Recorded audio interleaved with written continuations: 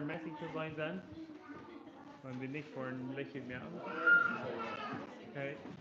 So some of the pictures they're very narrow, like and some of them they're like it depends on how we cook them, right? So I hope you can still see.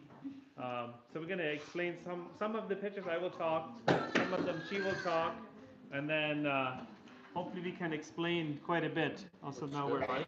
Yeah. Should we be here or should we not? If you just stand on this side of the picture. Okay. Okay, this way. Okay. Very good. The picture's still nice and clear. Yeah, that's right. Okay, very good. So welcome everyone and thank you for coming out. Appreciate that. Ken je alle Engels? Ken je alle Duits? Wat zal ik zeggen? Zal ik Duits of Engels? Je was niet Engels? Zal ik dat Duits? Duits? Now we're good. Somewhat can teach. Okay, we'll do a mix. Hopefully it works. See. Okay, anyways, so this was my 5th time that I was in Africa. Min 5e maal wat ik in Afrika weer en 4e maal wat zij in Afrika weer. And every time we go there, we just love it more. So we will probably eventually just move there. Kids, just plug your ears right now. Yes. We'll probably move there. Oh, they heard it. Sorry. So, but we really enjoy it there. We gleich not up here in Africa to sein. Nicht just because the weather is good, but also because there's a big need. There's a big need for help. And when we kicking down how they mention living down, if we look at the people how they live compared to we live here, there's some of the pictures we will explain a little bit. We could not even survive. Like if we went into that situation, we could not even survive that. Like we were saying, like tomorrow we're probably gonna die because we don't have anything. And they're used to it. They grew up in there, and they're just used to it, and they live day by day. That's how they have to make their life. So the eerste beeld wat je hier zien kan. So that's basically when we in plane bands and we usually take a picture. And, yeah, that did be in February when we left Edmonton. So usually in the Asian plane we're all excited. Yeah, now we're gonna go, and then this time it was 4 hours, and then a 9 hour, was it 10? 10 hour layover in Montreal, and it's like, okay. And then we know that there's another 8 hour flight. And then we usually have a short layover, like about 2 hours, 2.5. And then another 7.5 hours, then we finally reach Uganda. Dann sind wir schließlich bei Uganda, und dann hast du usually what it dann been 12 weeks, mit so nach, wo wir dann, but do the omkom down. So, once each drained sometimes, and then we go to the guest house and rest to recover from the long flight what we done had. If you want to share anything, just add everywhere that you want.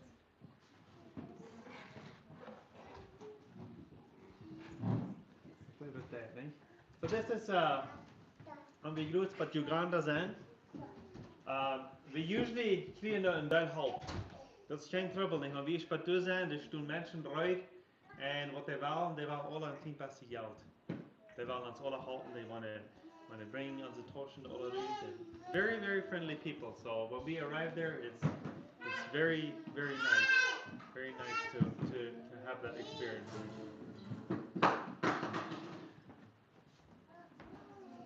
It's back to the airport. This is when we arrive there at midnight. Just for those that love Coca-Cola, they have another sign exactly like that. It's not just Pepsi. Welcome to Uganda. There's Pepsi here. There's Coca-Cola out, right? So don't have to be afraid of that. I know some of you guys don't like that.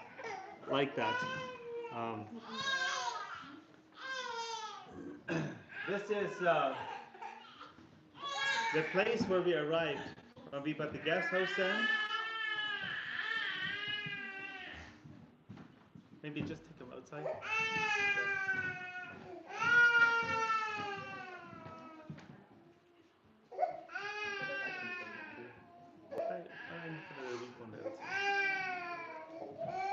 I have to touch them all, right?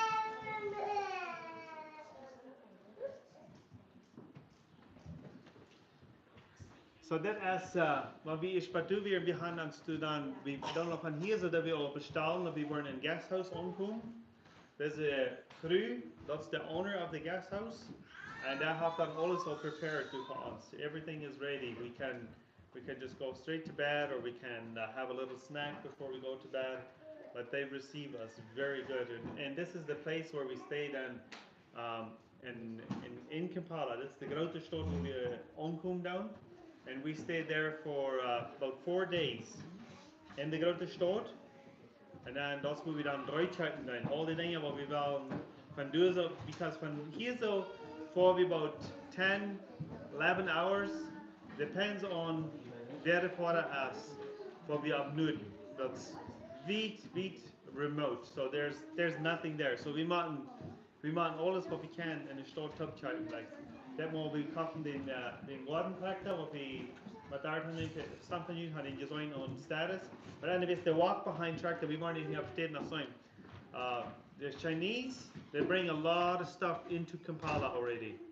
So some when they mention things are like Uganda or Africa have mentioned, but the Chinese come to the old land and they bring all the whatever we can, like on Amazon chat, like you could basically buy that in Kampala.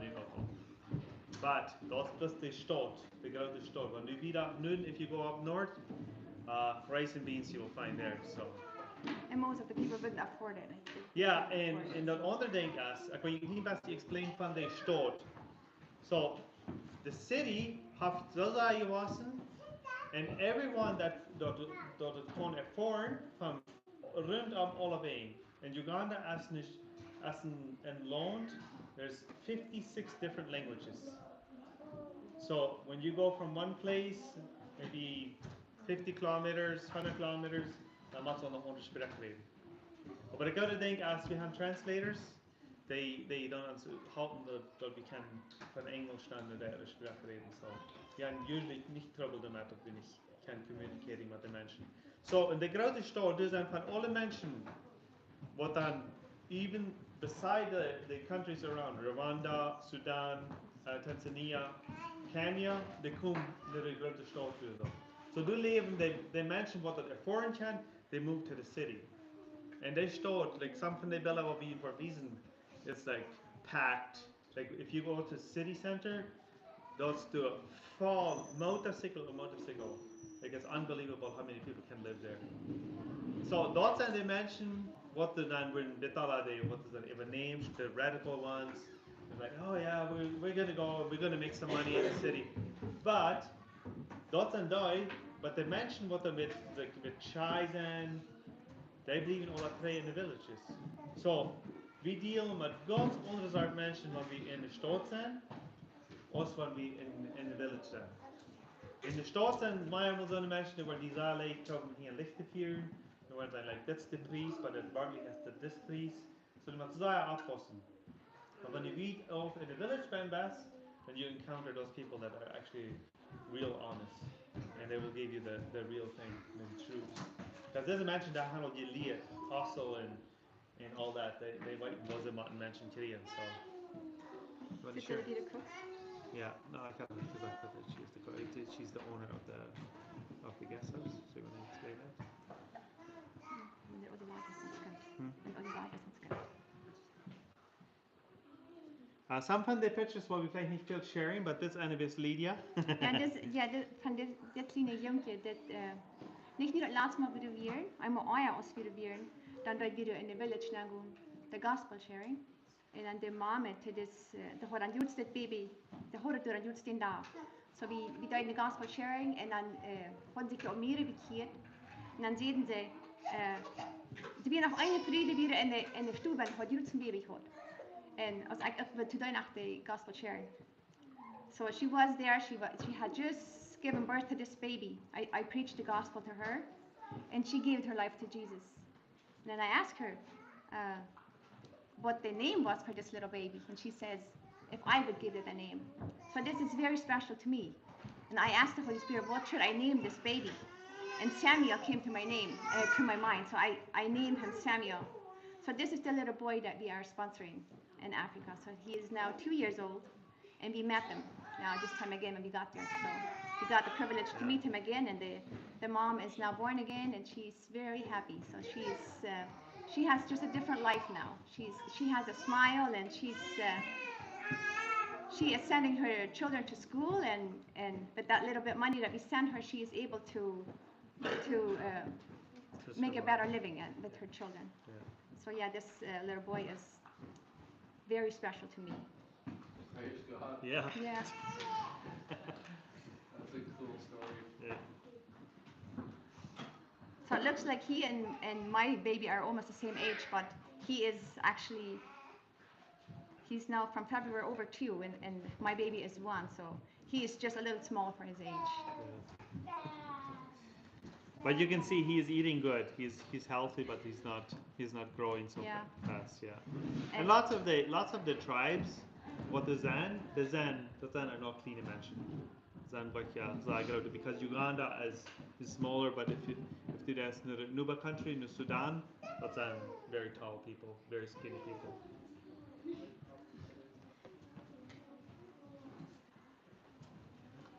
That's partially from the city. That's not more the oyster what they would Zan. But that's what we see every day. Like when we drive there, every day we have to go. And when we zijn bij de guesthouse, if we in Jahrhus te zijn, wo wir dann umkommen dann, wir sagen, okay, wir wollen nu noch in de stad fahren und wir wollen Dinge checken. Here's where we design, okay, let's go to the city, go there, come back. We can easily do that in a few hours. But over there, when we in the city, it takes almost the whole day because of traffic. Like before an Asia and Halbestal, for an Asia and Halbestal, like it's full of people and full of traffic. And people are content. They know that this is how life is. If we want to go from point A to point B, you have your patience. And the motorcycles everywhere, like on sidewalks, wherever they can, it's like anxious, like everywhere they go.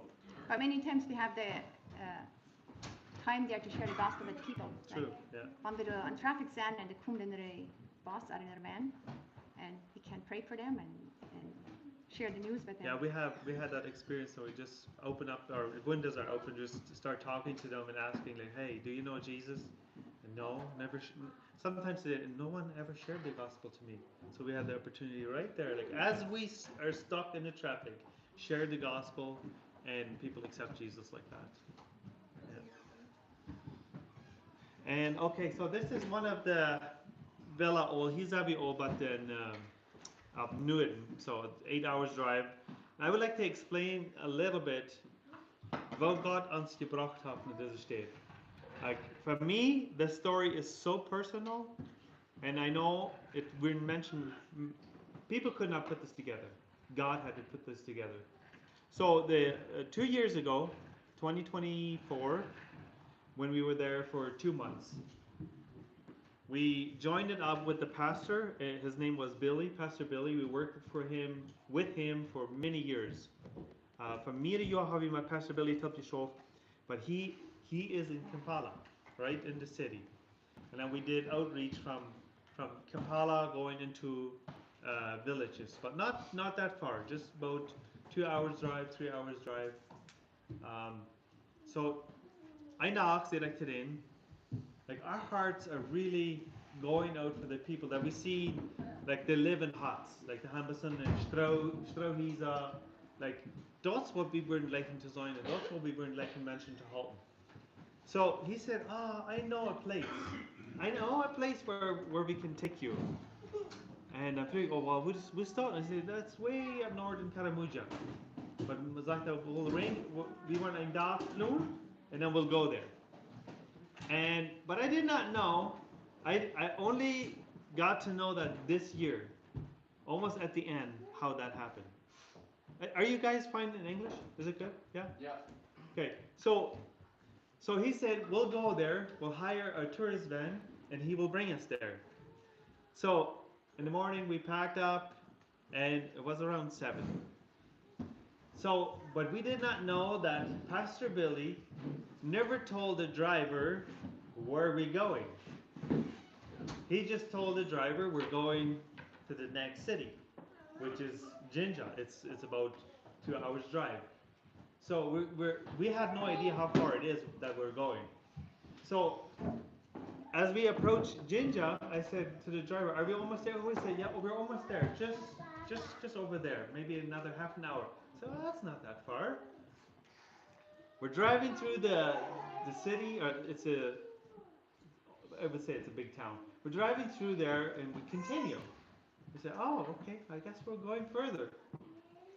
And we drive and we drive and we drive, and it's getting past noon. There's last fruit stands, last food, last stores. Everything is getting last because we're going up north. Comes around 3 o'clock, we stop at the gas station, we buy some snacks, some fruit, and then I realize that Pastor Billy starts calling around. He's on his phone, and he is looking for a place where he wants to go. And he found out that there was a guest house where we are staying now. Last time it was still about four hours away. So he called and he booked, said we're coming there tonight, but he did not know where it is. He did not trust Google Maps. He was just asking this guy, so yeah, go this road about 20 kilometers, and then just like that. And I was asking, like, where are we going? Like, what is it called? Because I had my phone. Wi-Fi, you can have internet everywhere. Like, there's no problem. So I wanted to Google the place and see how far we are. And he said the name, but I didn't catch it because in his accent, I could not even like type it out. I have no idea where it is. So I just trusted, and we went. We went and we went. And it started getting dark. And just like, are we almost there? Yeah, we're almost there. So we realized that at one place they asked, because there was a cross intersection, they could either go north or they could go further west. And I was thinking maybe they're going to go north. And he said, well, the roads are so bad, going north would be not good. And plus there's lots of clouds and it's going to rain. So we went another road. And it was dark at that time already. So around 9 o'clock, they turned off from the road and they were asking some guys, hey, where's this place?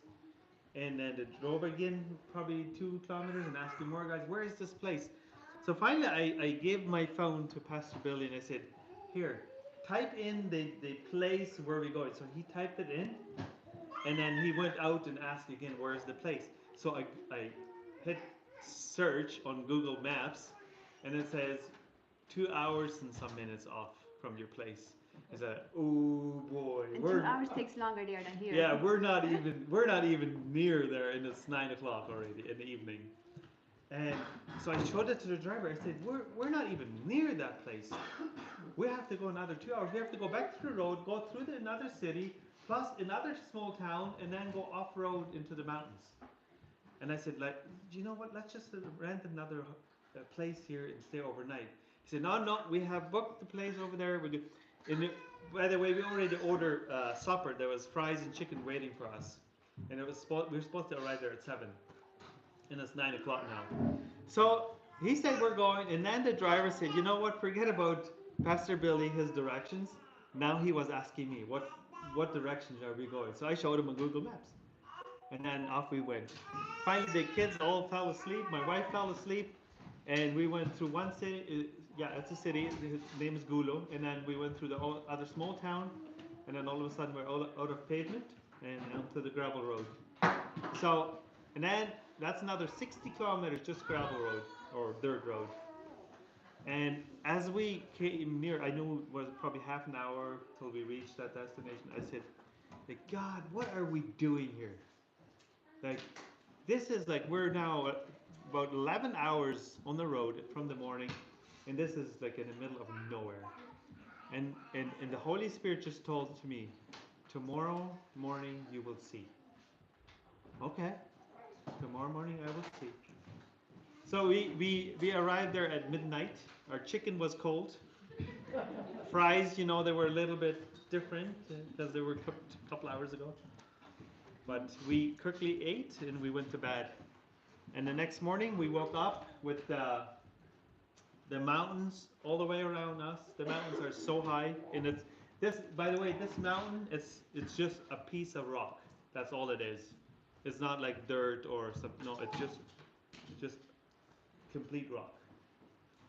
And yeah, that's where we woke up.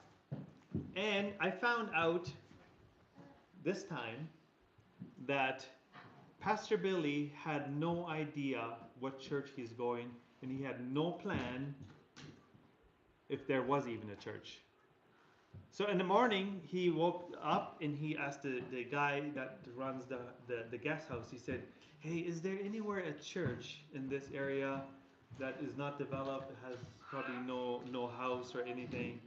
And the guy started calling around. He's like, hey, are you guys born again in this church? Yeah, we are. Do you have a church? Yeah, we have. Oh, we're not interested. So he started calling around all the churches around, like, where do we go? Finally, he was thinking, you know, I always hear noise on Sunday morning. There's drums beating. There might be a born again church over there. So he went to that place that's walking distance, and he was asking, like, are you guys like born agains and do you have a church building? And no, they didn't have. So that was the place that we went there that morning. So he came back and said, that's the church where we're going to go. On Pastor Billy, it sounded like it was all arranged weeks ago. But God led it like a one piece. We did not know, like Pastor Billy did not know that he was going to this place. He thought somewhere else he would just find something. But we found, God led us to this place. And they were praying for a long time for help. Yeah, for a long that's time. That's what they told us, that they had been praying for somebody to come and help them. So that's in 2024. That morning before lunch was, we reached there. We sat with them. They did a service. We handed out some clothing. We brought some Bibles. At that time we didn't have because a different language. So, and then we interviewed them during the afternoon. We interviewed them. We asked them, like, what do you guys do? How do you handle stuff? And this is a community that has nothing. They live in huts. The families, most of them, they don't have a job. Like the man don't have a job, and they have a little piece of land. Some have half an acre, some an acre, some a little bit over an acre, some less than that. So we asked them at that time, so what is it that you want us to do, or what can we do? And then they shared all kinds of things. So it took us 2 years that we actually brought a tractor by the time by the time we arranged everything. Yeah, at that time they had their church under a mango tree. Yeah. That's where they gathered, and they had one Bible all together, and that was a very old Bible already. Yeah. So they took it home. They took turns taking it home and tried to memorize the verses, and that they all had a Bible in their hearts. So. And it was not even the pastor that had a Bible, but some of the church members had a Bible, so they all shared it. But now we have been able to bring them Bibles through the Power of Jesus Charity. Yeah. Like they have Bibles. I think everyone has one now. Yeah. And yeah, that has been very. There was a lot missing out of that Bible too, right? Yeah. Well, I think you remember a different Bible that we took last year from Uganda. Oh, okay. This one I'm not 100% sure if there was missing, but I know it was a very old Bible. Yeah. So at that time we were asking them, so like if you had something like this, would it help you? They said absolutely, because what they have is a hoe. That's what they have. And if they want to plow their land, they have to hire the what do you call that? An oxen, like an oxman too. Like they have to hire them to plow, and they plow about this deep. So that's all they can do. And if you don't have the money to pay for it, you just cannot plant. Now, as we were there, we teach these guys on how to operate this machine, and they did very good. There was some young boys that really took it on, and they're really enjoying that tractor with the plow. I don't know if there will be more pictures. We're going a little bit too slow, I believe. This is another picture from where we tested the tractor. Um,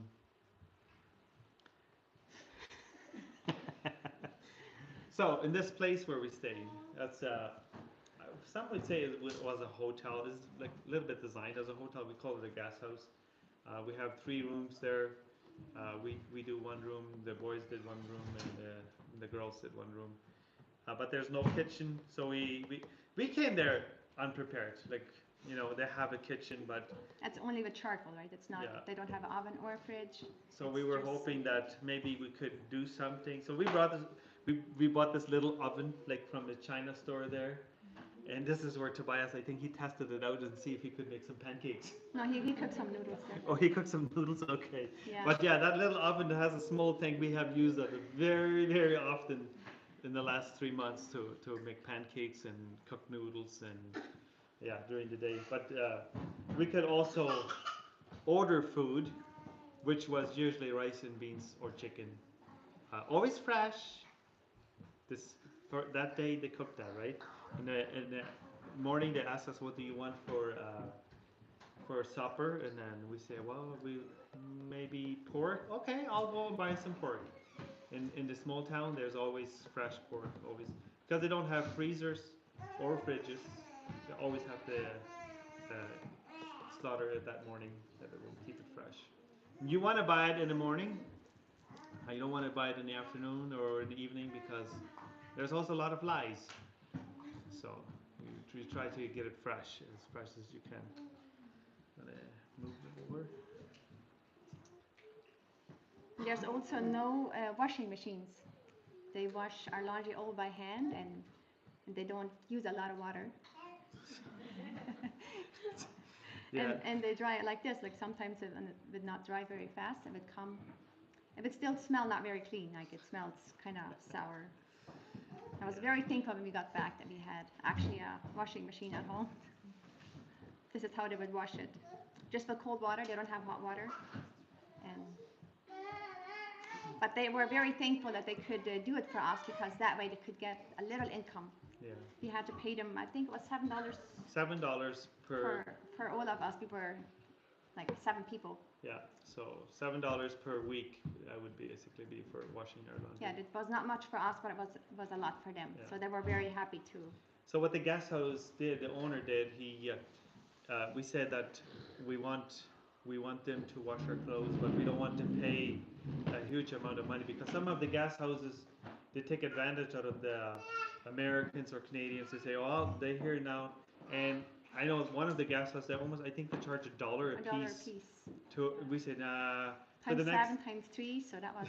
For the next 3 months, we don't want to pay that much. So we said, do you have someone in the village that you can bring into the guest house that would wash our clothes? Because we would help someone from the village, right? That they can make a living or earn some money. And also, we're staying at the guest house already. They're making money from that. So, yeah, this is very good. Go back. I'm getting hungry here. This was actually breakfast. Yeah, sometimes they forgot, I think, what we actually eat on breakfast, so they brought us lunch. But this is the chapati. Wasn't it? Yeah, it was. It's a tortilla. Who knows chapati? You know chapati? Yeah. That's actually one of the food, like the grote tortillas, like what we were saying, the dikke meal tortillas. We eat that a lot there, and it tastes good. This one. It's only a little bit mixed, but. Yeah, it's okay. They're mixed, but we're going to explain. So this is the first day when we arrived there. We went back to the church. Remember, from here we already sent them money that they're going to start building the church.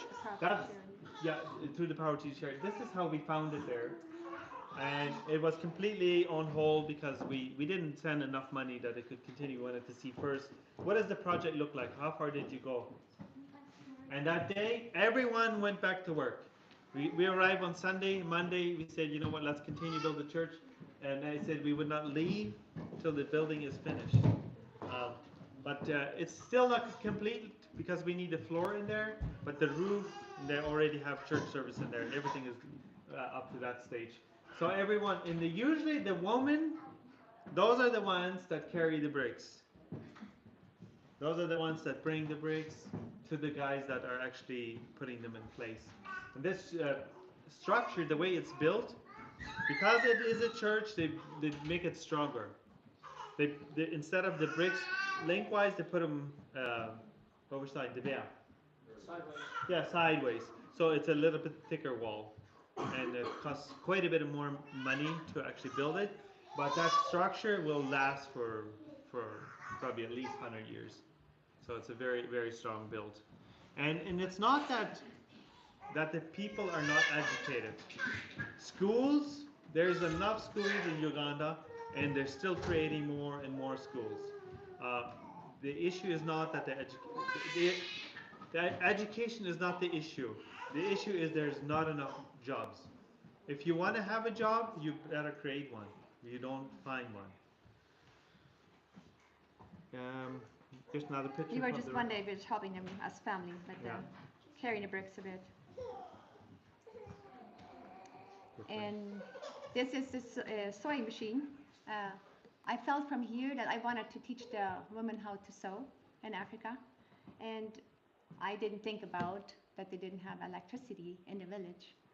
So I took one electric sewing machine there, and when we got there, I found out there was not electricity. So we had to find another way. Yeah.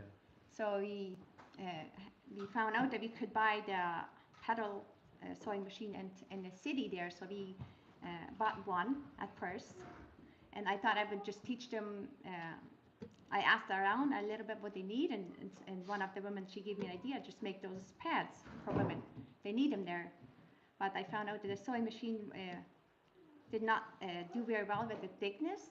So one day as we went to the place where we plant the fields. We visited just one other place, and there was a lady.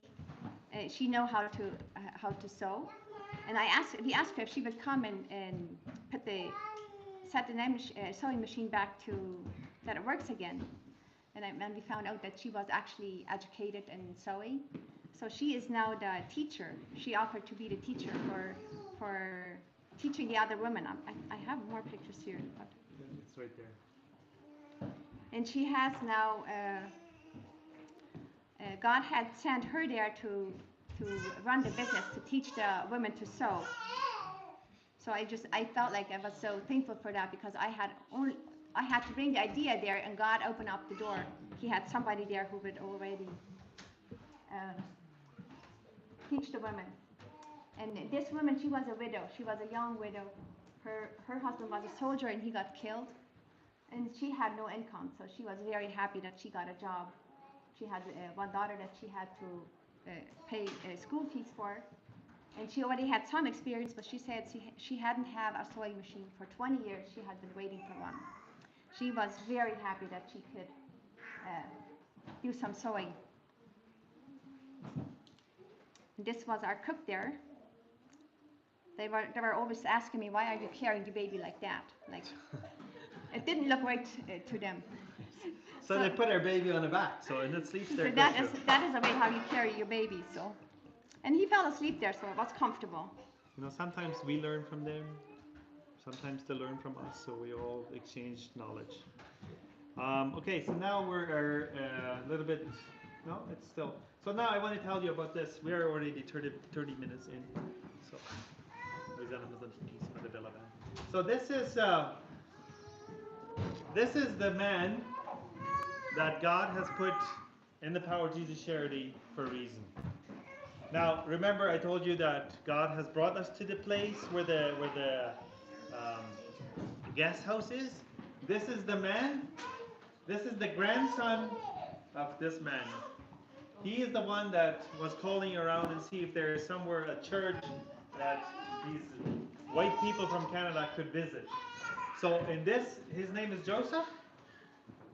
God has put that man with us together. It's like unbelievable.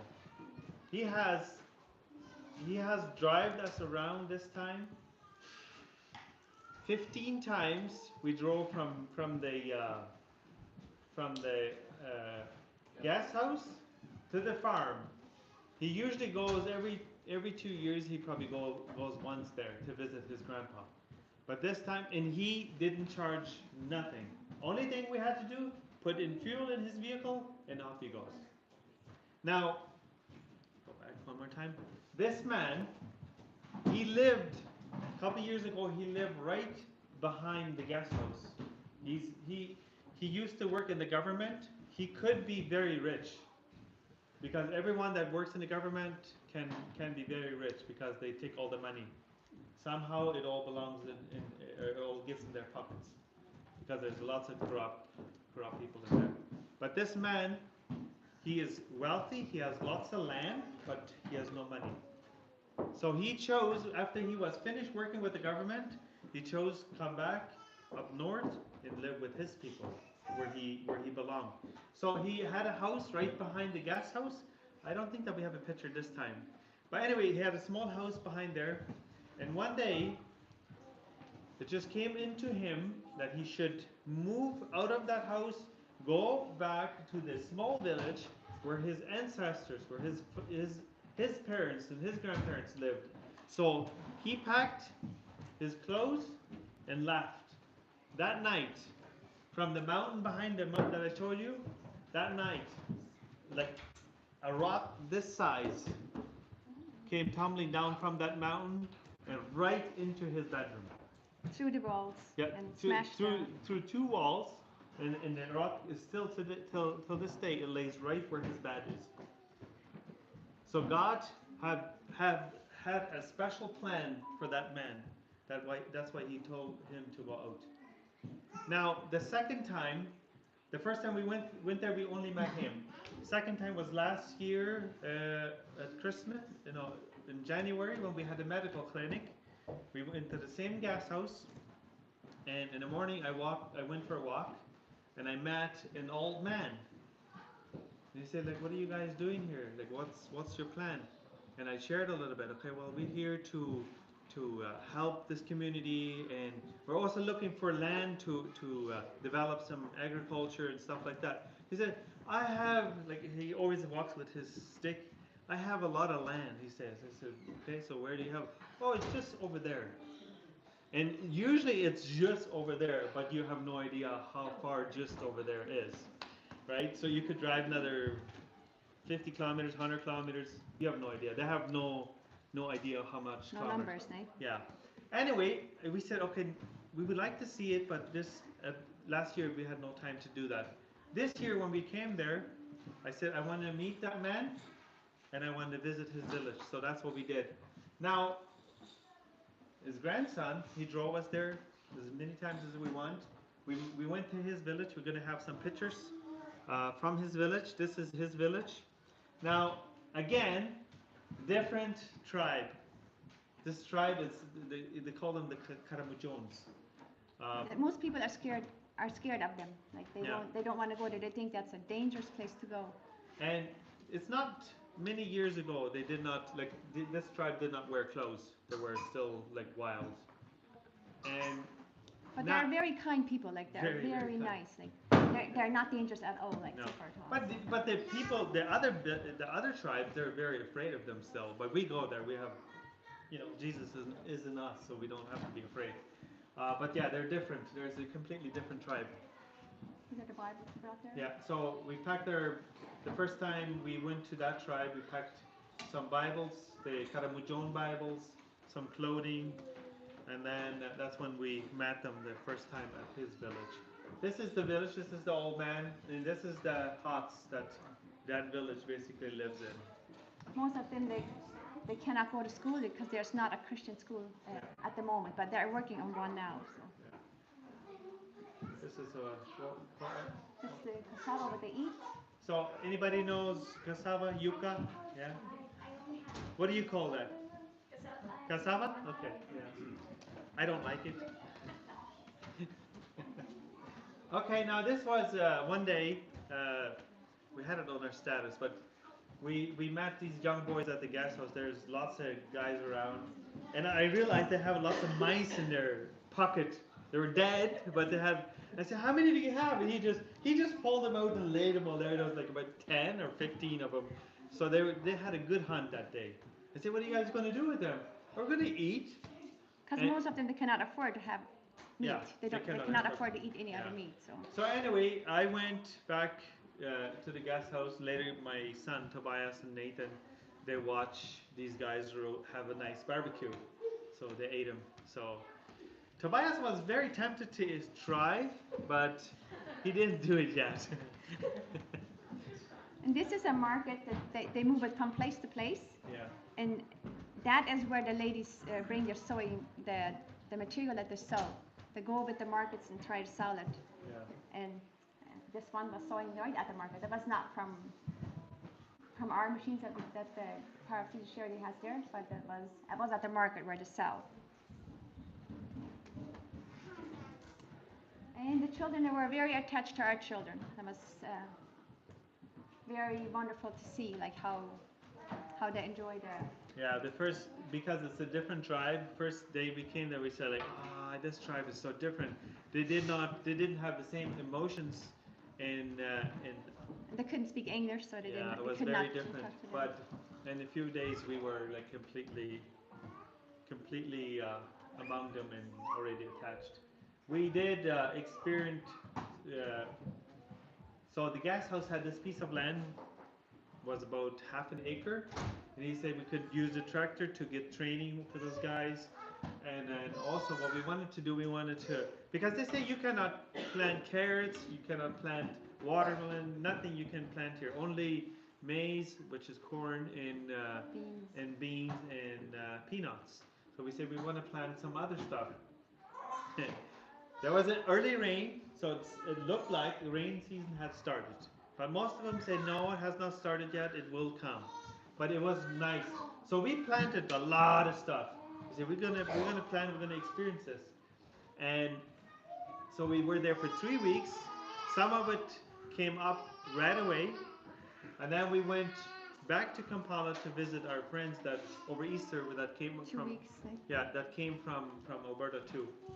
And we were there for 2 weeks, and it didn't rain a drop those 2 weeks.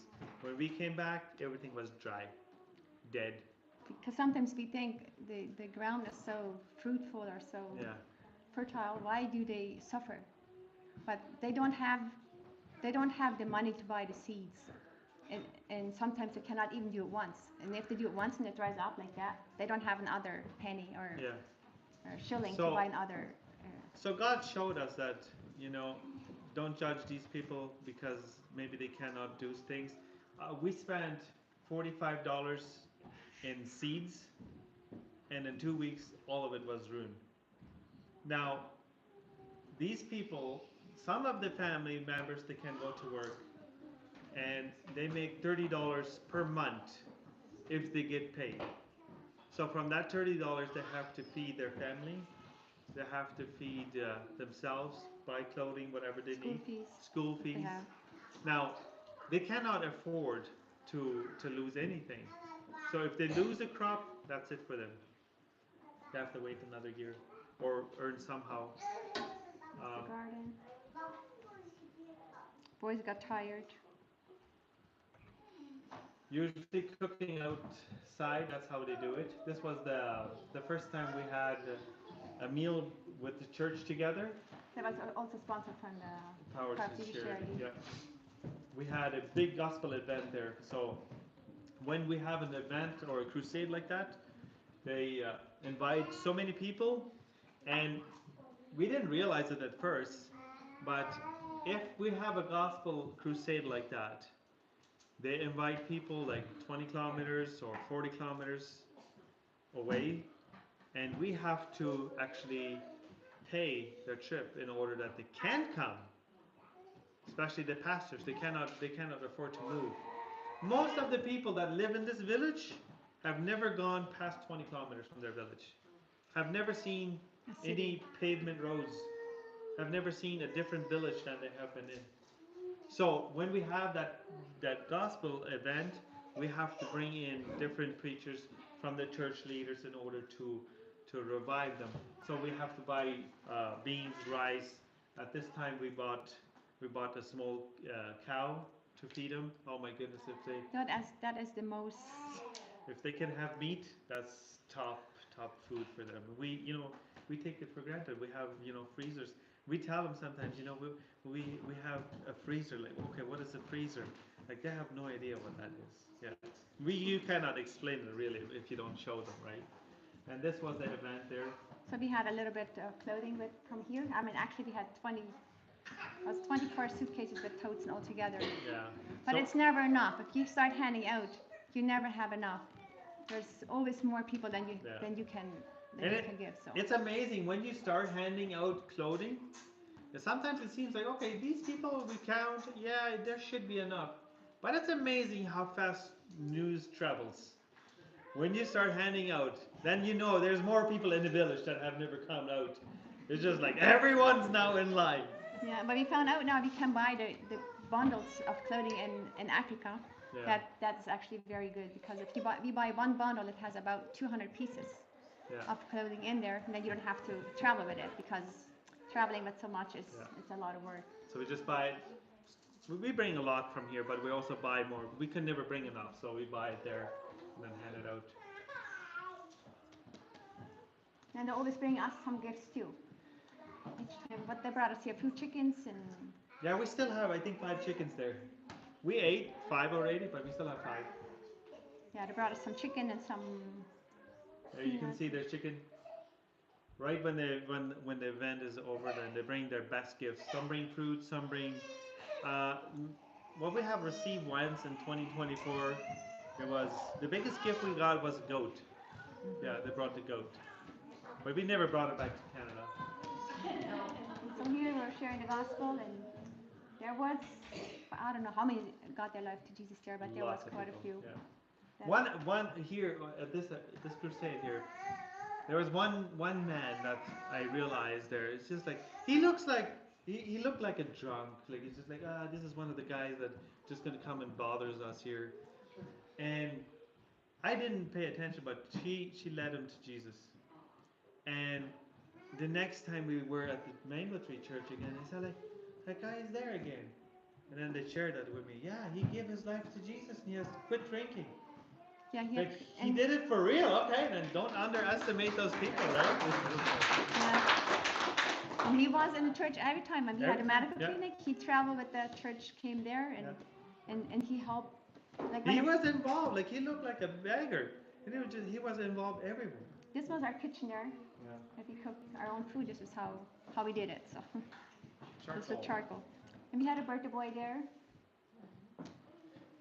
And these were the students that got trained for sewing. How many students are there now?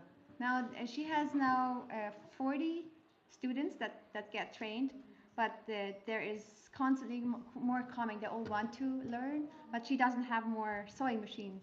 So she was telling me yesterday if she could have at least 10 more sewing machines, she could teach more ladies. Yeah. So and then about $100 US. Yeah, $100 US per sewing machine. We can have them there. So let me explain that a little bit more. So we have a professional teacher that has gone through the school. She is the one now that is training all these ladies from the village. First there were a few, and the word spread. Now it has grown so big. Now everyone wants the uniform already. They say, you know what? We need a uniform that shows we're working for a Canadian company. It's so special for them that they can have a job. So we pay for the first 2 months, 3 months, we paid the teacher monthly salary, but all the students, like the ladies, they come there, they don't have to pay anything. You just show up and you will get trained. So we have made a contract with them, so they have to show up for 90 days. 90 days, it has to be written down. 90 days the ladies have showed up, and then they get a sewing machine after that. So we're going to try to get a momentum going there that they will have a business their own. They will create jobs, that they will not be always relied on us here. So because now they have to go and dig, weed other people's gardens, and they don't have time for their own children. Like they children have to take care of the children and the moms have to go work. And if the mom could have a sewing machine at home and sew from home, then she could also take care of the children. Yeah. Because the family life is not really known in Africa. This is how they were sewing at the time we were there. Now they have moved it into the church. Yeah, so at the same time, the guest house, they had a roof, a shelter, and they say, yeah, you can just use it, bring in the village people. They didn't charge us anything, free of charge. Unbelievable that the guest house, so the grandfather, the son, and the grandson, they are just like extremely good to us. And that was amazing to see in the beginning when the ladies came together. They were so shy; they would not even talk to each other. And I told them, like, we want to build a fellowship and relationship that we know each other, and we want everyone to get to know Jesus. And some of them are not born again yet; some of them are. But I did when we were there. I did not every morning, but I did quite a few times. I would go and do a devotional with them together, pray together. And I told her that we want Jesus in the center because this business belongs to Jesus. And she told me like that they do every time they get together, they pray together, and she would always let the born agains do that. Yeah. So the teacher, she's Catholic, and she is running the thing. She's amazed that she can have a job, and then some of the students, they're born again, and she says, "Oh yeah, you lead the prayers." She lets the born agains. I told her like that's what we want, that they're born agains. At the end, we want everyone to be saved. That is the purpose. Yeah, like, that's the purpose. You don't have to be born again in order to come to church or come as you school. are, Yeah. and as you come, the fruit will change you. And now the Catholic, there's very few Muslims there, but all the Catholic students, they all have to come now to this born again church, and that's where they get trained on how to do sewing and all that. So, yeah. And they usually bring their babies with. Like the ones that have babies, they bring them with. There's some kids from the church. And this was one Sunday after the service. Oh yeah, I remember that. That was actually in the beginning, before the service, because we wanted to. We knew that there were some people that were not born again, but they started coming to church, and these were some of them that wanted to give their life to Jesus. Some of them, they say, well, we want to rededicate our life to Jesus because we have been walking away for a long time. They hadn't realized, but now they said they had heard that they have been walking away and they wanted to come back. So that's quite a few that Sunday. This is where they had church before they had the building, under this tree here. And we had some clothing from here where we brought them, and they were every Sunday you would see them that they had these dresses on. The best clothes. Yeah. Did they ever have trouble with the church eating mangoes while they were trying to have church? It takes forever that the mangoes get ripe. But they eat them green too. They Yeah. just pick them from a tree and eat them with Because the peel. Like they don't peel them like we do. We arrived, what was it, February? Whenever we arrived? Yeah, February, and they said, they're almost ready. And I look at them and just like, yeah, they're about this size. I hope so. And the last few weeks we could eat mangoes. It almost took 3 months till they were ripe. It was just like, oh. Here we had a Bible study. Yeah. That's about color rainbow story. So we said, like, do you guys have Bible study sometimes? Now you have Bibles? And nah, not really. So we went there. I did not know what kind of topic we wanted to have. So we went there, people start showing up, and then Rainbow showed up.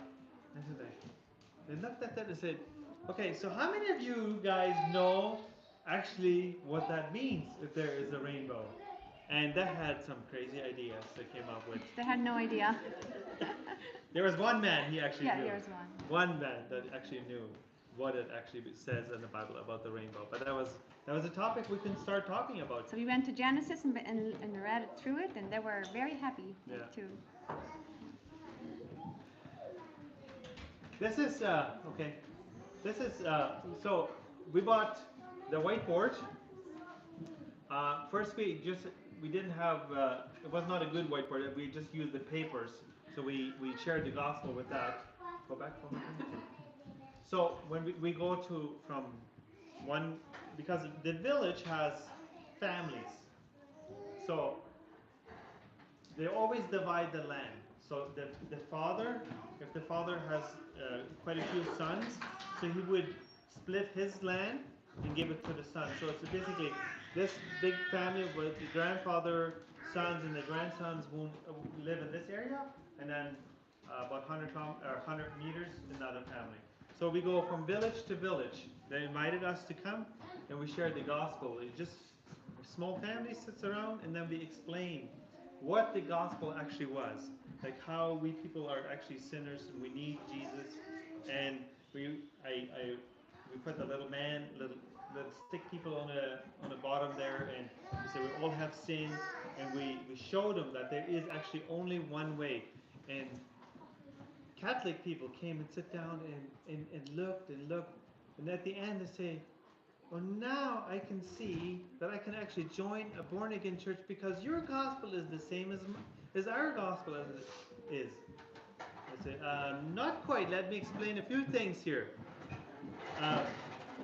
So I explained that the Catholic people believe that you have to have good works, and there's purgatory, and there's you pray to Mary.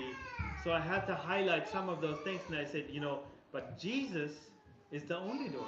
Like if you want to go to heaven, you have to actually become born again in order to be right with God. So then I just shied off a little bit. Yeah, but there one evening there was one family. How many were there? That all gave their life to Jesus. Yeah, they were after, like you could just see the chains in their faces after. It was absolutely amazing. One of my highlights, going out in the evening and just share the gospel. That's a beautiful tree where we share the gospel too. Yeah. There's a lot of witchcraft in this area still. One evening they led us to a witch doctor, which is a lady. Which we didn't know at the time. We didn't know, but we shared the gospel there. And the witch, she wanted her daughter to become born again. And now later, she was complaining that she's losing the power. And we say, it explains it. Okay, let's just keep going. But they still practice quite a bit witchcraft there. One evening we walked back, and we heard there was beating on the water drums, like the water cans, the yellow water cans you use. There was a lot of beating, like it was pitch black, but they were beating there. And then we're asking the guys that were walking with us, like, what's going on there? Well, they said we have to chase away the demons. The witch told someone that there is sickness around and the demons will attack your family, so you have to beat the drum in order to chase the demons away from your family. Now, this family does it, the next family hears it, there's beating going on, so they know we have to beat the drums too. So the whole village, whoever is not born again, they beat the drum. All night. In the morning I woke up and they were still beating till the sun comes up, they're beating the drums. And that's just it's in them because they have been taught that for years. This is what you have to do, and they're faithful. They're doing that.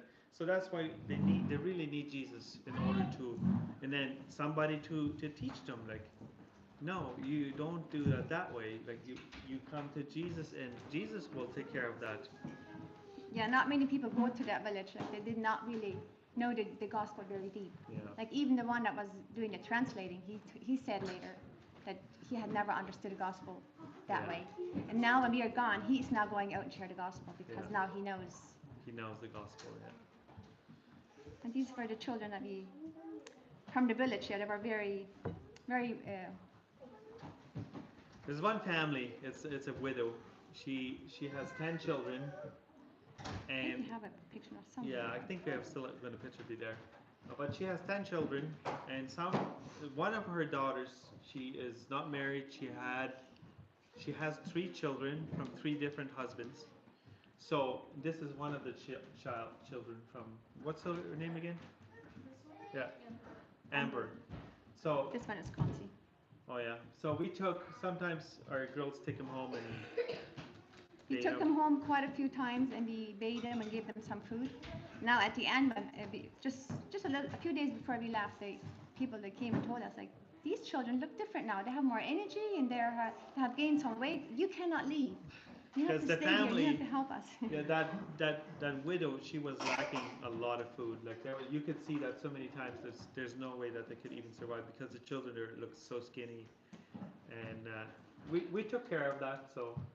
And it was all through the power of Jesus Charity, right? Like Yeah. the funding that came, we used that. This one's where you're signing the land, right? So this is at the place where the grandpa lives.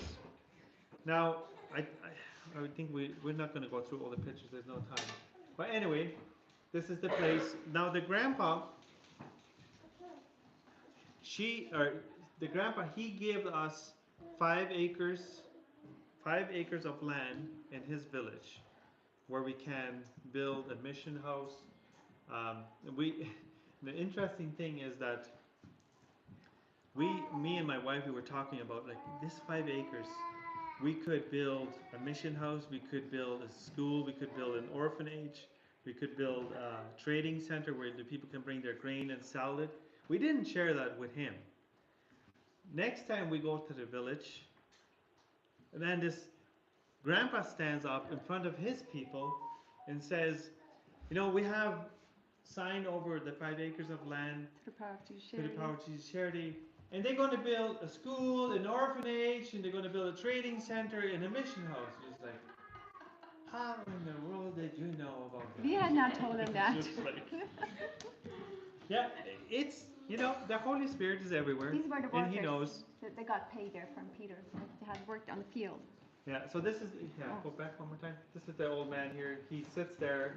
All the people have work in the gardens. These are the Karamujones. They come from on the other side of the mountain. And they work there for next to nothing, like a few cents per hour. So in here, this is in midday around noon. That's when they start at 7 in the morning and they work till around 1. And then everyone has to get paid that day. If they don't get paid, they cannot eat that day. They work and then they eat. So that's what happens there. So yeah, our boys make the paper planes. They have never seen that, so they play with the paper planes there. So this is where this is where the contract was done. That's the Peter's home there. That's where he lives, sir. This is the old man's home. This is where we signed the contract. That's not the medical clinic. No, this is not a medical clinic. What is this crusade? So over Easter, when we went back to Kampala, we met with our friends from Two Hills, Dave and Tina Dirksen. They came there, and they have a mission. It's about 6 hours from where we are. That's where they have 5 acres of land, and that's where their mission is. And they organized this whole crusade where they preach the gospel in this town that there is. It's created by people that are, I would say, some of the worst, because most of them are criminals, ran away from the city.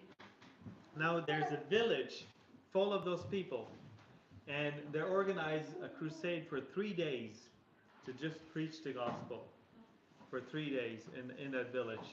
And I'm sure it will bring a huge change in there, because But there was quite a few that got born again. There was baptism. People, yeah. We had, I think there was 36 people got baptized that at the end of the crusade. And that's where we met the person about the language. But that's right. So God put some things together that we didn't put together. So again, the way He does it. So we came to this crusade. We had no idea that there was different pastors invited to that, and different pastors speak. We connected with them. We shared what we're doing. They share what they're doing. So and then we realized, oh, this pastor actually speaks the same language that they're speaking up north. Where we live. Yeah, where we live. So we invited him. The next time we had a crusade there, we invited him to come and actually speak. Because if you can bring a born-again person, a pastor, into the same village that speaks the same language, it's like, you know, what Stitch mentioned, eh? So he could actually bring the gospel out way clearer than we can do that. So. And he said that he would now connect with he connected with the church, yeah. And he would start have small Bible studies with them to just teach them from the foundation. Yeah, each tribe has their own traditions. We found some very interesting traditions that this tribe still had, where we are actually working with. The girls were singing there. Just spoke. Here you were sharing the gospel with the school children. Yep. Here we got a flat tire, so we had to step out of the vehicle. A very interesting thing what happened here. Taxi driver drives us from one place to another place, and we got a flat tire right in front of this banana stand here. So the lady that lives in here, she has her banana stand on the highway and sells the bananas. Now, for some reason, somebody hit this board, and some of the bananas fell down. And that taxi driver could not leave, like he had a clear conscience. He called some of the boys were out there. He called them to come out, and he bought all the bananas that fell down, and he put it back in place, and off he went. And you see kindness like that some of the people have developed there. Like, you know, if we sometimes in Canada we would just like, you know what, nobody has seen it, we would just take off. This is looking for sponsors. I'm not going to Yeah. share that. What? She's looking for sponsors for the Oh, children. So this is a place that we have been visiting 3 times now. It's just outside of Kampala. It's an orphanage. She's a lady, single lady that has the orphanage. She has 350 orphans and widows there. So she has a place. You see how full the place is? Not everyone lives there, but it's way, way overcrowded. Now, she is looking for people. They're very creative. Yeah, she's looking for people who would actually sponsor children that she is taking care of in the orphanage, and we are connected to the lady. We know her, and we know her heart. Yeah, she has about 300 and some children, and she says 42 of them are sponsored. Yeah. So the rest of them she struggles to have enough food and. So we were able to share the gospel with all of them. It was a very good experience. Our main focus is always where we go that we will share the gospel. And Logan, he just loves the children. He would always go and hug them, and he loved them. This is Pastor Daniel's church. You have met Pastor Daniel? Yeah. Yeah, Pastor Daniel, he comes once a year. Usually he comes to Canada. He sleeps in our house. We go and visit his church. He also has an orphanage, and he has a school and a high school, what he runs. So he also. Now the interesting thing is that when pastors from Uganda come here, we have super hard time to get them into the church that they can actually preach. Nobody wants to let him in. We go there, and everyone is open that we can go and preach. It doesn't matter if they're from this tribe or from that tribe. Everyone wants us to come and preach. And they brought us gifts again, fruits. Yeah, that's in his village. The main thing is pineapple and watermelon that grows there. So gifts after preaching, gifts. And he always gives us a meal also. And when we food, get there. yeah. These are his high school students. Yeah, so Pastor Daniel, he started, well, his story is a long story, but anyway, he was a young boy, grow up in the city. God told him to go out in the village and start loving the children. So he has started from primary school, now he's already to high school. So he said when they stopped the primary school, then they would go into the world. Yeah. And now he has a Christian high school that they can stay Christian educated, like they don't have to go into the world. A lot of people, they would, as soon as they're done with the one level school, the girls get married very young, around 13, 14. This is his orphanage, that's how they sleep there. And this was also, This child he adopted. Yeah, so she's a single mother. She was raped 4 times and she got this little girl. Yeah, and now Pastor Daniel adopted her and is taking care of the mother as well. So we brought them some shoes and some clothing. They were very happy too. This is how we traveled with the bus. And when we stop, and usually there's a few places where we get enough food by the window. We don't have to even step out. You know, they have these. Got a flat tire Yeah. again. Wi-Fi restaurant. You know, that flat tire was for a purpose too. You know, it served good. We had to stop there and we went out and we shared the gospel to the people around it. And I know for a fact this one man, he needed to hear Jesus. Because it really, really, really touched him. He stood there and I started sharing the gospel and he was very defensive. Like, why would you not give me the Bibles? Like, why do you sell the Bibles? I said, we don't sell the Bibles. Or why do you have to buy the Bibles? Those people should give you the Bibles because if you give the Bibles out. So he was very, very defensive. And I started sharing the gospel with him. And he was listening. All of a sudden he just walked off. He started working again.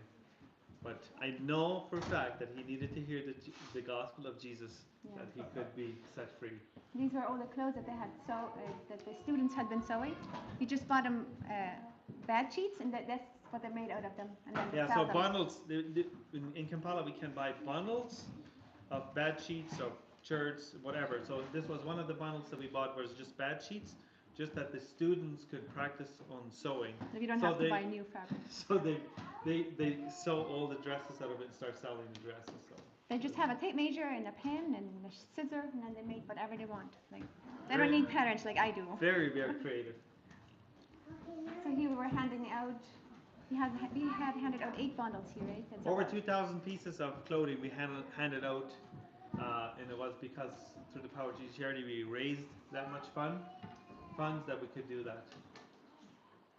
How much is a bundle worth again? It's around 200, right? Just over Canadian. $200. It depends on what grade. We can buy different grades now, right? So it's around $200, $260 per bundle. But And it goes a long way. Like one bundle serves about 200 people. yeah. Yeah. So this is the medical clinic we do a couple times a year when we go there. So we bring doctors from the city, and nurses, and medicine. And this is the village where we were 9 hours. So we had to bring out the doctors. We have to pay their travel, buy all the medicine, and we bring them out there. And we serve just over 700 people in this village. This village have never seen something like this. And a lot of people had never visited a doctor. So what we do, we set up the tents, and then we share the gospel with everyone. And then all through the day, the gospel gets preached. And the people go through and they see the doctors, they get their medicine, they go sit with the pastors, and that's where they get, again, prayed over or preached to, whatever they need. Lots of people get converted there to Jesus.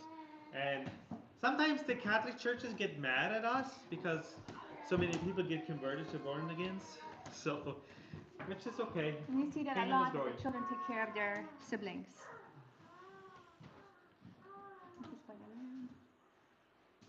This is where their chickens lay eggs in the huts. You Like see they're- that this is the hut, this is the house, and then they hang out those baskets. because their chickens, they sleep on the trees. They don't Yeah, have. so and then they come and lay eggs in there. So.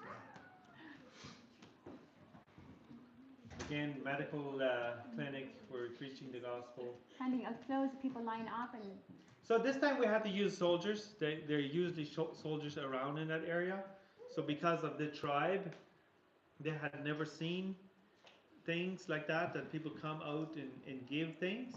As soon as you start giving, they just pile. they like just crumbs. attack you. So we had to have guards there, and they respect the guards very high. So in order to keep the people in line, sometimes we get a little bit overwhelmed, and then we do things that we shouldn't do. So I grabbed a box of cookies, and they said, you know what, we're going to hand out some cookies right now. And then one person saw that this is happening, and I got swarmed by those people, just like in 2 seconds, my box was empty.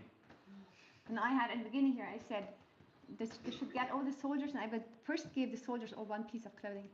And the soldiers never stopped coming. Like more and more and more. Everyone was I a said, soldier. How many soldiers? I asked, how many soldiers do you have? Well, there was 30 something. And I just had to say that's enough because I could not just. Yeah. So you have to have limits. You learn as you go, and it doesn't mean that they are not that they don't listen, but Everybody just wants something if there's something. This is in the evening. these are all the doctors and nurses that we have in the room there where we had supper together. And also at the same, after supper, what we did, we sat around the table and we prepared all the medicine. We have to divide the pills and all that. Make it in small bags and that they hand out to the persons when they come. For the next day. It was a night of worship. Sitting around the fire with our close friends. Now every time we go there, we also take the chance to go to the safari. Go one back. This is out in the safari where we can sleep in those huts. So we sleep one night over there. Construction roads. And this road, we traveled this road probably 10 or 20 times. And all of a sudden we traveled and there was no sign, so we had to go around these dirt piles. What they do, they get a budget, we can start bringing dirt onto the roads. They start bringing it, but the money never reach to smooth it out, so they have to wait till next year. This was a new built hut. This is in the hut. And now this one I want to share a little bit. I have not even, well, maybe I shared a little bit to you guys about it. This is at the village where the old grandpa is. And this is the pastor that lives there. And the grandpa has donated this piece of land behind him. It's just over an acre. It's donated to the pastor that the pastor can build a church. Same situation. They don't have a church. They just gather under the trees. That's what they have.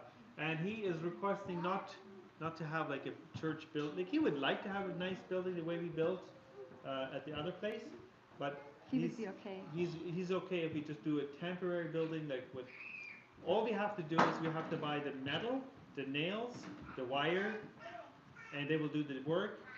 They have the trees. They're going to cut the trees and put the posts in there. So it's not going to be like a big expensive building, but they're requesting if we want to build a shelter for them that they could be in there. So if God provides, we will do that. And it will carry their water. You see that a lot of times. Always jugs on the head, like everywhere. This is the place where they have worship right now. And these are the eucalyptus tree. Lots of eucalyptus trees that get planted there now. And that's one of the incomes they can have now.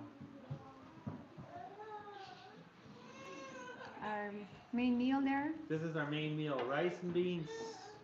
Who wants to come to Africa? Yeah, rice and beans, okay? For 3 months? Yeah, okay, there you go. No problem. So in the church, we, as soon as the church was finished, like roof on, we said they should plaster one wall, that we could paint one wall. So the next day, me and my wife, we come home with a pail of paint, and they say, "What are you going to do?" I say, "We're going to paint the wall." And they say, it's not ready. So we just start painting the wall. And later, we realized that they didn't trust us. Because we didn't have extra schooling for painting. So they thought, Then when we were finished, they said, "Now I can see whatever you put your mind to, you can do." And they came actually to help us too. Like they tried it if they could actually do it too. Yeah. And they could. So they need motivation. They need to see that somebody actually can do some things without being taught. To me, if they look at me, they always think I'm a weak person because in their eyes, whoever is skinny is weak. Yeah. So they consider me always the weak person. And if I did something, you can do that, like. And they just laughed. Like they never. I just had to get used to it. Yeah. They didn't mean it bad. So yeah, this building still doesn't have the concrete floor in there. What we did, we just filled it up all the way with dirt and bricks, whatever there was, and then they put they call it, I think we were at caliche now, right? It's like the little harder stuff they put on top. So we're waiting for funds to come in, and we can actually put the concrete floor in there. Even the little children were carrying, like they were working all together. That was beautiful. Very, very interesting. Now, we already received some mangoes sometimes, okay? So now we could watch. So what we did, as soon as we finished with the wall, the next evening, so we brought a projector from here, and we had to buy a generator that we have power. So we put the projector, and then we did the Jesus movie. The first evening we put the Jesus film on there. That was in their language. And yeah, we did it in their language. So they were sitting there just like, what is happening here? Did they not So- know what a TV was? What's that? Did they not know what a TV was? No, they have never seen a TV, never seen a projector, never seen something like Like they that. were just amazed. That probably was really, really different. Yeah. That one was monkey in the trunk. That wasn't the TV. Yeah, so before go back. The screen showed to monkey in the trunk. Look, this one. So before the people all come, that we say we're gonna start at probably 8 as soon as it's dark. And then we show up there and then still nobody's there because they don't trust time. Like we say at 8, they wait, maybe it's true, maybe not. When they see somebody shows up, then they start coming. So some of the kids were there. We put on just from YouTube who knows the monkey in the trunk? It's like a. It's no words. There's no words. There's a monkey and there's an elephant and a giraffe, and we play that there, and we thought just the kids will enjoy it. And every adult, Even the every old. mom, every grandma is just like, what is happening? That was the church building. Yeah. Yeah. So this is another church building that we went and preached the gospel in. Had also a flat tire there, so we got Yeah. mangoes. This is go ahead. This is the one of the pastors we connected that speaks the same language, that is actually gonna help bring the gospel and disciple the people in Karamuja area. This is the teacher and the students. Next, everyone was working and bringing in putting in the floor as good as possible. This is one of the Catholics that got born again. She was so happy. Each time we walked by, she wanted to show us what she was doing. Here he was doing some cooking. While the ladies were sewing, our children were hanging out with their children, spending time with them. This is the little girl that Lydia's favorite. So they Lydia got very- attached to one. Hilda got attached to one. And What about- someone got attached to me. It caused some tears as we had to separate.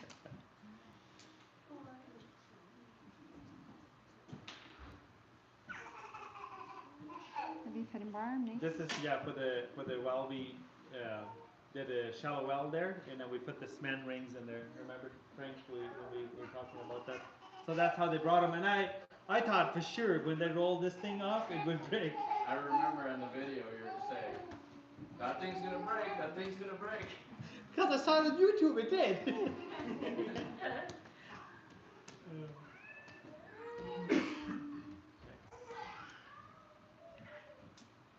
Still working on the floor. This is the well. So he was digging it, and within not even 3 meters, there was water. So there's a good water there. It was very interesting. Just continue. When the well was finished, some of the people came and said, "Well, the water doesn't taste good. You need to put in some chlorine pills." And then I didn't say much to it. And then later I saw another lady comes and gets water there. And I know she lives right beside the well that is further away. I said, "Why do you get water here if you have a well there?" "Well, this water tastes better." So it's here very we got interesting. some fabric for what they're using now to sew. Like they're making uniforms for students and Yeah. dresses. So what the lady did, the one that is an expert on sewing, she went around on all the villages, because each school has a different color of the uniform that they can identify where the children belong, right? So she went there and then she figured out which is the color that uses this, which color is this. Now when they go to the market, because they travel from one village to the other village to the other village. So when they go to this village, that they will have Their the color. right uniforms, the right colors, right? So that's why they have to organize all that. And if they don't have uniforms, they cannot go to school. Should we continue? It's up to you. Continue? Are you bored? No? Okay. Is that dedication day? Oh yeah, so this is the day when we dedicated the church, you know, it's not finished the way we would have it finished if it was here. I don't think that any of us, we would be satisfied. We'd say, no, there needs to be a concrete floor. But these people were so excited. They bought even the ribbon to cut, you know, to open up the church professionally. Now it's open. And they made us a special outfit. They were Yeah. sewing that for us for that Sunday. Yeah, so I still have this nice shirt. She has a nice dress, so we matched with the Ugandans now. So.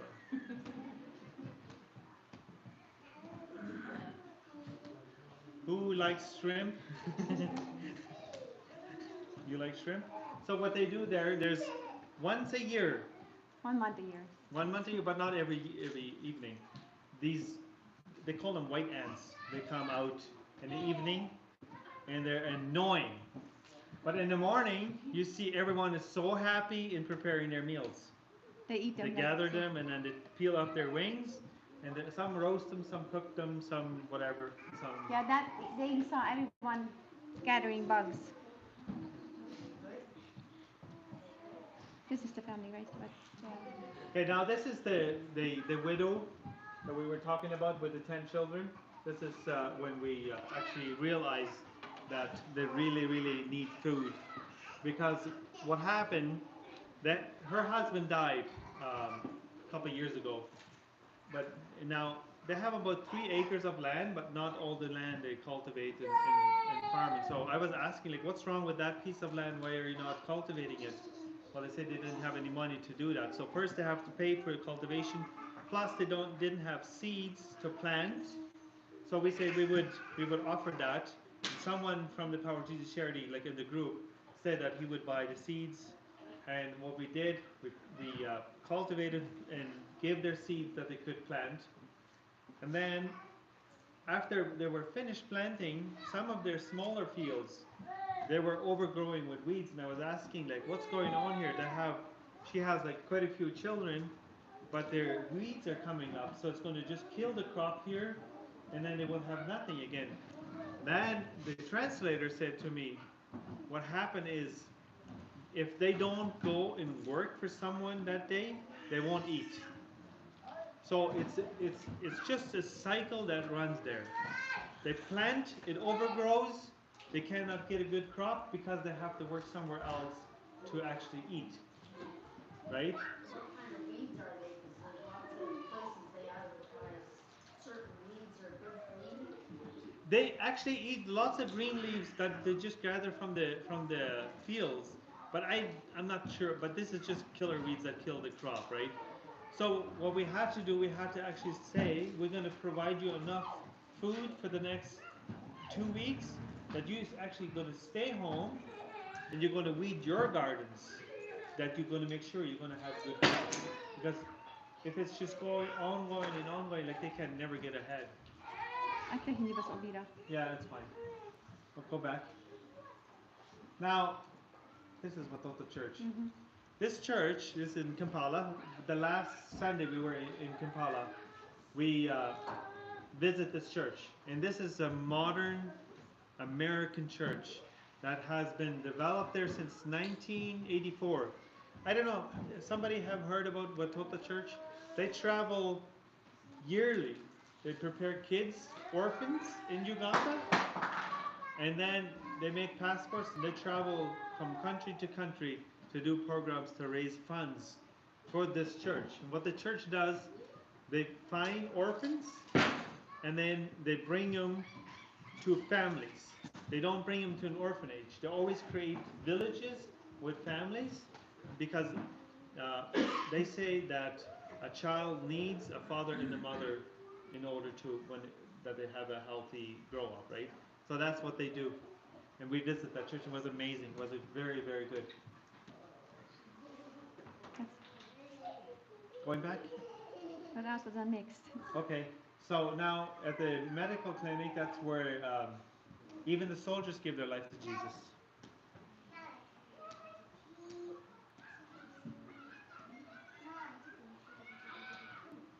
Our children had a lot of fun with them. Yeah, they get connected very good. How to cook.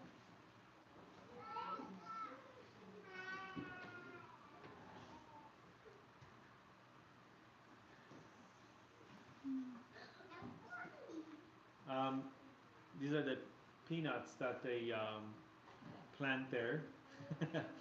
So most of the ladies would just peel them.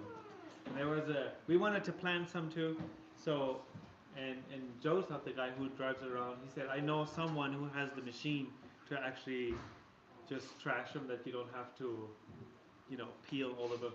Because if you hire people to peel your peanuts to plant, they eat so many. You have to, and there's actually a rule over that. If you hire, like if the boss hires these ladies to, then before he pays them, he goes and checks their teeth and see if they have eaten, and if he sees that they have eaten, he deducts it from their wage, because they have to be careful, And we brought some sunflower seeds from here to plant over there, and we're not sure. Almost nothing came up. We're not sure. Did they plant it in the ground or did they plant it in their mouth? So You didn't see it, right? we didn't see it. So these just the wood delivery when they brought the wood for From the the eucalyptus trees, no? for the church. So those are just eucalyptus trees that they cut off and then they let them dry for a few days. This is a lot of people would just plow like that, if they can afford that, to pay for that.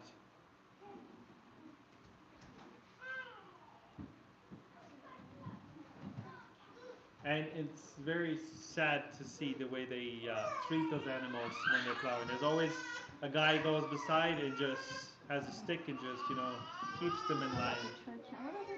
This is the medical clinic where we handed out the last Bibles that we had to the people that accepted Jesus.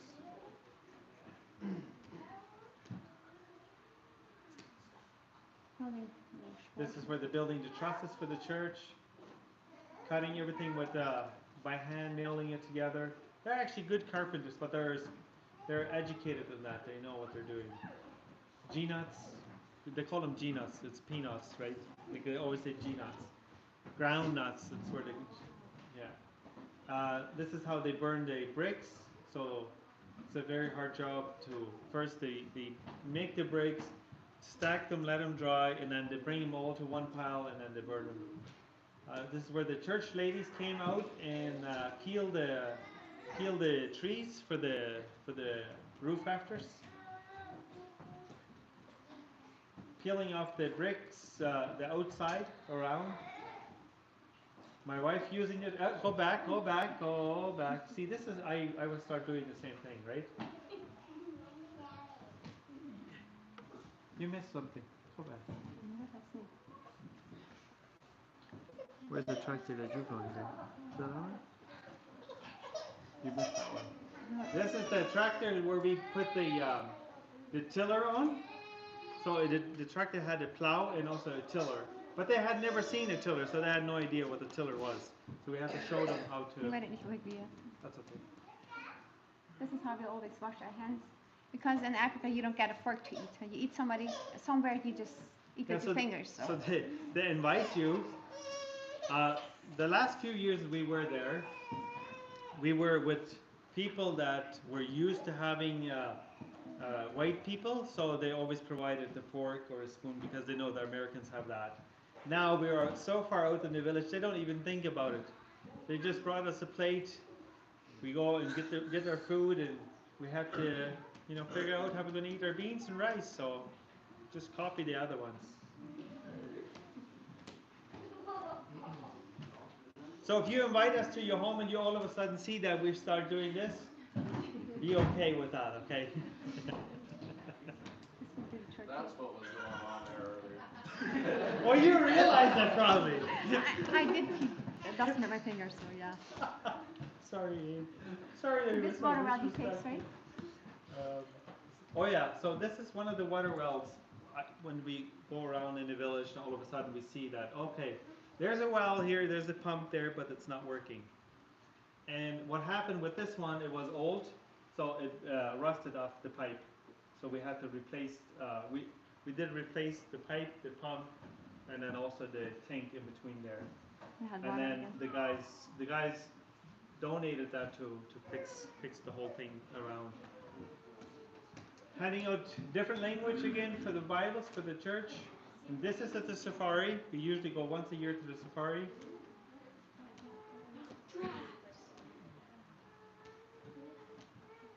In a different church, we got invited to preach the gospel. It is, yeah, it's good. My wife is preaching the gospel at the medical clinic where the nurses and the doctors are. Yeah. No, but I think that's, yeah, this is where we all prepare it quickly. We're not in this ending, it's too long, right? Alltså, de här belovet vill minnas.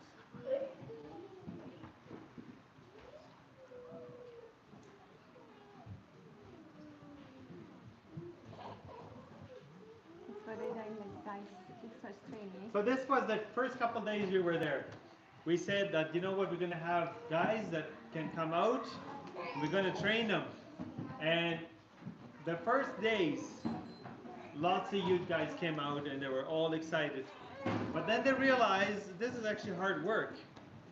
Fewer guys came out, but we found the right guys. The guys that actually stick with that, they're good with that. So those guys took over. This is one of the planters that we really want to introduce this planter to the village, that they could plant, that they don't have to just use their hoe. But so far, because the ground is not prepared, because they're too big of a lumps, so they could not use the planter so far. Yeah, no, you're there.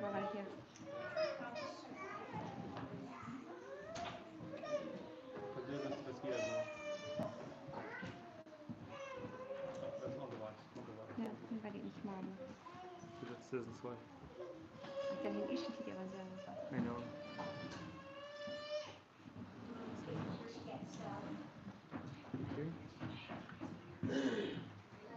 Yes, exactly. This is the one I wanted to show them. I said my wife should use the tractor too, and I took a video and I showed it to the village guys. See, I said, even my wife can use the tractor. And it's like, oh, what can they do? So now you just go that way. Yeah, this is the right way. This is the right way. So, okay, here's what we're doing.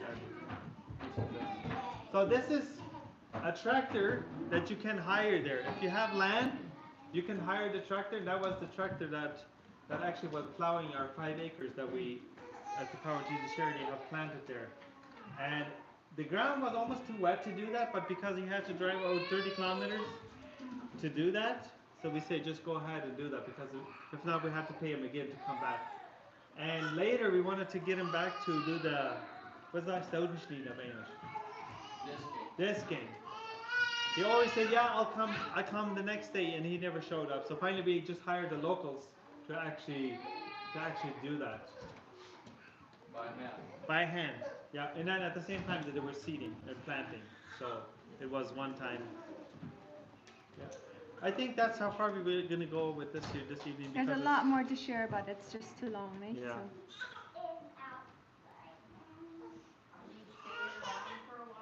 What's that? Are you staying around that you're going to be back again? Or? Here? Yeah. We're going back to Two Hills tomorrow. You can welcome to come there as well. Yeah. Okay. Oh, I should share a little bit about this one. So about 200 kilometers, 150 to 200 kilometers west of where we are, there's some modern farmers. There's some Canadian farmers, some from Belgium. They have about 16,000 acres that they're cultivating there. When you go there, you just, oh, this is real. Now, in the place where we are, that old man, he has about 2,000 acres, and his brother has about 1,000 acres. And he's offering that if there's anyone that wants to come and live there, develop the land, but please bring farm equipment because there's nothing there. So you're free to come. They will basically give you the land and you can develop that. So, do you have any questions? You can ask. Feel free to do that. You have a question. You forgot? Think about it. Looks a lot like the Philippines. Yeah? One day I want to go there. You've been there? Go ahead. I remember him. Okay. I saw his video, kind of looked strange, but if you go back out there and stop, it was the other way. What's wrong? Before I took over the. What was it on there? What did he say? Which one is it? It looked like this weird, like, Oh yeah. Oh, where I'm holding a. It's a sugar apple, I believe. oh, This one? yeah, what's that? I don't know what is it. It was a fruit. Call them a sugar apple. It's appies in my language. Okay. It's soft and fragrant in the inside. It has seeds. Okay. I did not know what it was. I just took a picture. We of haven't it. tasted it. We just saw it there. So. They're Yeah. pretty good when they're ripe. Yeah, Okay. What's that? I was Vad heter det? Chirimoya?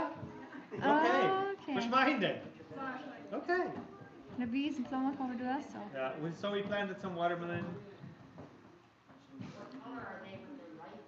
It's the same one, but it just kind of like the spaces on the ridges becomes like swollen. Okay. This is how to drop the soy machine. I Okay. guess So like this, then everyone. Okay, this is the old man that I was talking about that got born again at the first crusade there. Okay. Yeah. Very happy man after that. Oh, one thing I should share. That one evening we went out there where we shared the gospel in the settings just with the family. There's one man I said he gave the hint already that he wanted to accept Jesus. But he said, you go ahead and share the gospel. So we shared the gospel, we explained the gospel, and after that we asked, like, who wants to accept Jesus? His hand was up right there. And he said, can I get on my knees now? So he got on his knees, we prayed over him, and I'm telling you, that man jumped up for joy. I'd never seen that before. Like, he was the happiest man that had ever led to Christ. Just like, you could see that he was been waiting for that. And so there's a lot of people that we have encountered. We ask them, like, have you ever accepted Jesus? No, we have never had the chance. No one ever has shared the gospel with us that we we should understand. probably share that one where he brought me the meal out of plate. Oh yeah. So at the last event we had there, where we had the church dedication. I don't know if I had a picture if you need. So they usually have it. So we brought in pastors from 100 kilometers away. So they come there, and we share the meal. Just the pastors to share the meal. And usually the pastors don't even have their wife with them. Like they're outside somewhere, but they don't share the meal with them. So my wife came in there. We sit together. And now they say, well, we're ready to eat. They thank for the food. And then I went up and I got my plate, put in my food, what I wanted, and brought it to my wife and got me another plate and prepared mine and sit down. I didn't think about anything. Later in the church, when we had sharing time, one of the pastors said, I learned something today. And he said, this is the evidence. I'm sitting with my wife here today. I usually would never sit with my wife. And because I was sitting in the other room with my wife together and I was serving her a plate, that opened up his eyes. Yeah. Yes. Yeah. So now, this one lady, she was a pastor as well, and she was like all for that. Now every time a pastor was sharing, he stood up, yeah, I'm a pastor and I'm so and so, I'm pastoring in that village, and my wife, I have a wife. The lady immediately said, where is your wife? And then in the crowd, I'm his wife. You go over there, sit with the pastor. And then the lady had to go and sit with the pastor. So it was a very, very good experience. This one pastor said, we never do that in our church because I'm ordained and she's not ordained, so she's not allowed to sit up front. So it's breaking the tradition. Also at the same time, seeing that, we're not individuals, we're family. That God has put the marriage in place. We're together in that, and how much can we do if we are together, right? So that was one thing that I wanted to share too. Is there anything you want to share, Mom? I think it's You had a question. What was your main food source while you were in Africa? Rice and beans. Beans and rice. And rice and beans and beans and rice. That sounds just about right because of how much we're talking about rice and beans. yeah, and we ate a lot of mangoes. A lot of mangoes, yeah. I love mangoes. So the mangoes, if you see a tree of mangoes and then see a tree of mangoes, that's a buffet. You can try this one, tastes good. That one tastes better. This one tastes even better. So I never knew that. That's it's amazing. Mangoes are amazing. Yeah, all the glory goes to God. Yeah. So we could not do that if we were not joined together with people that love the same thing. So Abe, Frank is the president of the Power of Jesus Charity. Abe is, we don't go by titles really, right? We're 4 men together, and we have a group which is called the Power of Jesus Charity WhatsApp group where we raise the funds, and we're happy to announce that we just finished a fundraiser that brought in $21,300 some. So, If anybody wants to donate. and yeah, if you want to donate to that, you can connect with us. We brought some coffee from Africa. The man is an African who is there, who produces the coffee. He came there and he asked me if I want to be one of the guys that is selling in Canada his coffee. So we brought about 50 kgs of coffee. He is roasting it, he is grinding it. I have some coffee beans there if somebody wants that. They're $30 per kg, which is not, I don't think it's more money than we pay here for coffee. I think we pay the same thing, or $29, something like that. So if you want to try African coffee, you will taste that. You can also buy a bag of coffee, or 2 or 3 or 4 or 5 or all of them, Yeah. whatever you want. And if anybody wants to sponsor a child, just let us know. Let us know. We can connect you with that. So thank you very much. You were Abe? saying something. Absolutely, yeah. Abe, you want to say things? No, what was just coming to my mind, so this is a perfect presentation of what you guys are doing when you're helping us. Yeah. Yeah. You know where the money's going now. There's a lot more to it. You can never bring it all out. There's a lot more going on than we can bring out here. But this is just a little bit of it. And there's a drilling rig that we got out of China right. that we're drilling lots of wells over there with.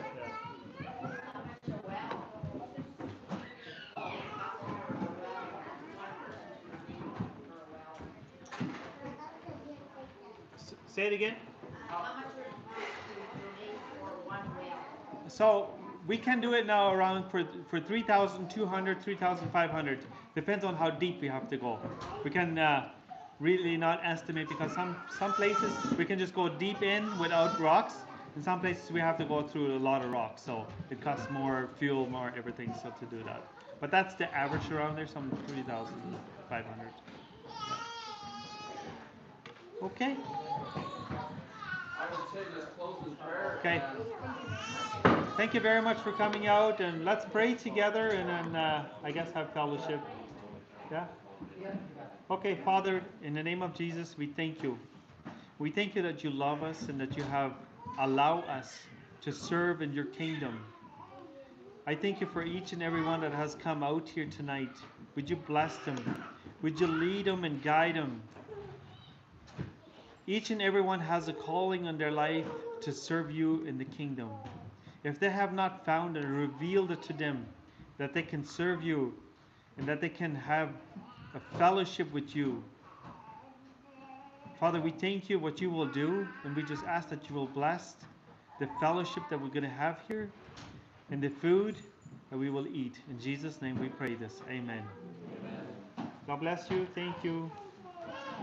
Yeah, and if anybody's interested, Poncho's going to be speaking tomorrow morning too.